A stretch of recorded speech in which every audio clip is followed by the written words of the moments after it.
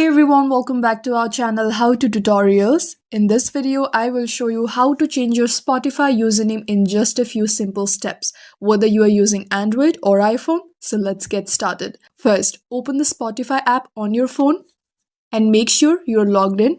Next, tap on your profile icon in the top left corner. Then tap on View Profile.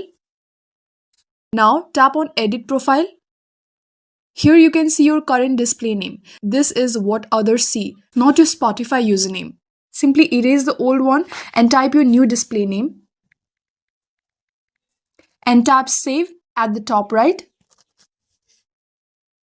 Keep in mind, Spotify does not let you change your actual username, only your display name. But this display name is what everyone will see. And that's it. That's how you successfully change your Spotify display name. Don't forget to like and subscribe for more quick tech tutorials. Thank you for watching and I will see you in the next one.